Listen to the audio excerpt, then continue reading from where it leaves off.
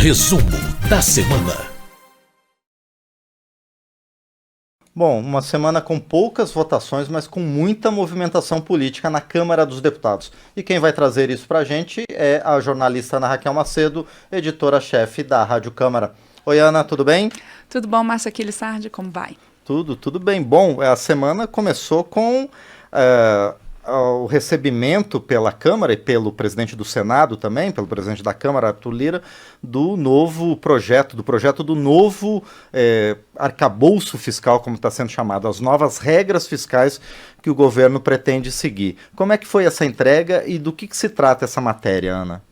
Pois é, Márcio, a gente teve essa questão econômica muito forte no início da semana aqui na Câmara, porque chegou aqui a análise dos parlamentares esse projeto que o governo tem chamado de o novo arcabouço fiscal, que é como você mesmo colocou, são novas regras fiscais que vão substituir o chamado teto de gastos, que é um regime de controle das contas públicas que vem sendo adotado pelo governo brasileiro, pelo Estado brasileiro, desde a emenda constitucional 95 lá de 2016. O ano passado, quando o Congresso aprovou a chamada PEC da transição, prevendo algumas exceções ali para o teto de gastos, para que o governo pudesse, o novo governo Lula, né, a partir desse ano, pudesse ter na continuidade de alguns programas, inclusive programas sociais e o Bolsa Família, essa proposta aprovada ano passado indicava que o governo teria que mandar uma nova regra fiscal para poder fazer os ajustes das contas públicas. E essa é a regra que chegou, então, essa semana, foi recebido, o ministro da Fazenda, Fernando Haddad, veio aqui ao Congresso, o texto foi recebido pelo presidente do Senado, Rodrigo Pacheco, pelo presidente da Câmara, Arthur Lira. Presidente Arthur Lira, essa proposta ela começa a ser analisada aqui pelos deputados, mas o presidente Arthur Lira, da Câmara, já disse que a ideia é que até o dia 10 de maio possa ser votada essa questão no plenário. Em linhas gerais, essas novas regras das contas públicas, elas prevêem o seguinte: se o governo conseguir alcançar e cumprir as suas metas de ajuste nas contas, as suas metas de superávit ou mesmo de equilíbrio, né, de receita, entre receita e despesa, da forma como estiver indicado na lei orçamentária, isso, pelas novas regras fiscais, o governo ele pode, então, se ele tiver um excesso de arrecadação, quer dizer, algo além do previsto, ele pode ter investimentos até 70% dessa receita arrecadada a mais. Por outro lado, se ele arrecadar, né, e a economia crescer menos do que estava previsto, tem um ajuste maior nas contas públicas e, portanto, uma diminuição dos investimentos. Mas por essa regra, que substitui a regra do teto de gastos, mesmo que o governo não consiga alcançar ali sua meta, você não tem investimento zero. Você tem uma margem ali de 0,6% a 2,5% acima da inflação. Então, nem você vai poder investir indefinidamente se tiver um grande excesso de arrecadação e nem vai investir zero se tiver um déficit nas contas públicas. Essa que é uma das novidades aí do novo arcabouço fiscal, porque pela regra do teto de gastos em vigor até o momento, as despesas elas só podem crescer no governo pela diferença da inflação. Então, essa regra nova, ela propõe um sistema de bandas e novas questões ali para o governo ajustar as contas públicas, dar previsibilidade ao mercado. Importante lembrar, Márcio, que esse novo arcabouço fiscal, segundo a ministra do Planejamento, Simone Tebet, esse projeto ele é fundamental para garantir orçamento e para garantir, inclusive, investimentos no orçamento do ano que vem. A Lei de Diretrizes Orçamentárias, a proposta da LDO, ela também chegou recentemente aqui ao Congresso e a ministra Simone Tebet, em entrevista à imprensa, disse que sem a aprovação do arcabouço fiscal, vários projetos sociais, vários programas ficam comprometidos para o orçamento do ano que vem. Pela LDO, a proposta que dita as diretrizes, que mostra as diretrizes do orçamento do próximo ano, somente 24 bilhões de reais de despesas não obrigatórias estariam previstas dentro da regra do teto de gastos atual. Outros 172 bilhões de reais previstos dependem, então, da aprovação do novo arcabouço fiscal, inclusive para programas como farmácia popular e outros investimentos, inclusive em obras. Então, tudo isso depende dessa nova regra das contas públicas. A regra também prevê, Márcio, que algumas despesas estariam fora dessas restrições e de gastos, né? Por exemplo, as despesas para o Fundeb, o Fundo da Manutenção da Educação Básica, as despesas para o pagamento do piso nacional da enfermagem, de recursos próprios arrecadados pelas universidades, tudo isso estaria fora das regras do novo arcabouço fiscal, portanto, fora dessas bandas e desses limites de gastos.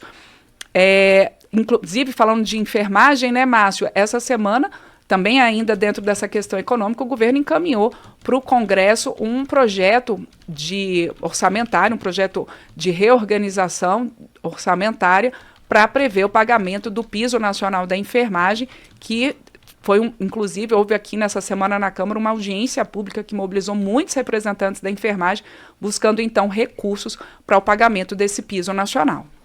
Bom, e a gente começou esse quadro, o resumo da semana, falando sobre a obstrução de votações. Não houve muitas votações no plenário ao longo dessa semana. Qual foi o motivo, Ana?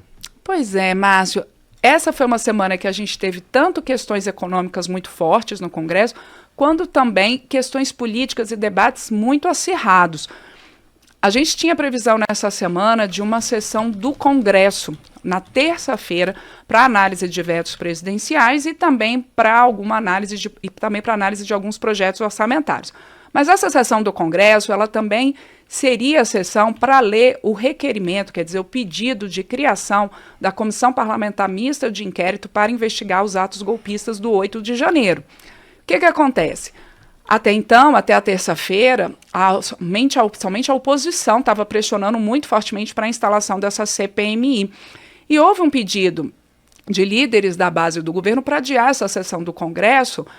O adiamento, segundo os líderes da base do governo, seria justamente por conta do projeto que prevê recursos para o pagamento do piso nacional da enfermagem.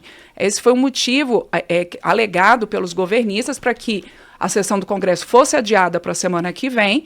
Com isso, esse projeto do pagamento do piso da enfermagem poderia ser incluído na pauta, porque até então ele não estava na pauta, ainda nem tinha chegado aqui ao Congresso, agora ele já está aqui, e com isso ficou para a semana que vem essa sessão do Congresso. A oposição, por outro lado, Márcio, disse que isso seria uma desculpa do governo, que, na verdade, a sessão do Congresso havia sido adiada justamente para não ser lido esse requerimento de criação da CPMI.